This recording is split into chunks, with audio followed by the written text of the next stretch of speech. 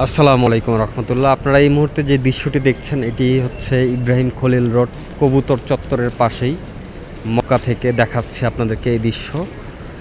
তো এখানে অনেক হাজি ভাই বোন মোটামুটি বিশ্রামে আছে। আমি আমার আমার আসলে আমি জানি না তারা হোটেল নিয়েছে কি না। না, অনেকেই আসলে হোটেল ছাড়া উমরা পালনের উদ্দেশ্যে আসেন।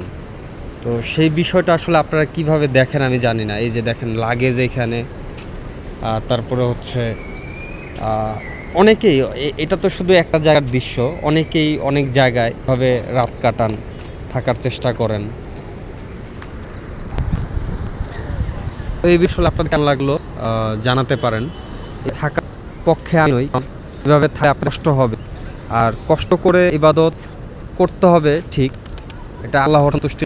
কিন্তু আপনি যদি টাকা বাঁচানোর উদ্দেশ্যে টাকার বিষয়টিকে প্রাধান্য দেন বা আপনি চিন্তা করেন যে আপনি যেখানে সেখানে রাত কাটাবেন, তাহলে এটা আপনার জন্য ভুল হবে। কারণ বর্তমানে কিন্তু মক্কাতে ঠান্ডা পড়ছে, এটা হলে ঠান্ডাটা হঠাৎ করেই গত এক সপ্তাহ যাবৎ ভালো ঠান্ডায় চলছে, মানে এত পরিমাণ ঠান্ডা। আর এই ঠান্ডার মধ্যেই অনেক হাজি ভাই বোন এভাবে থাকছে। যাই হোক, ভিডিওটি আপনাদের কাছে কেমন লাগে জানাতে পারেন।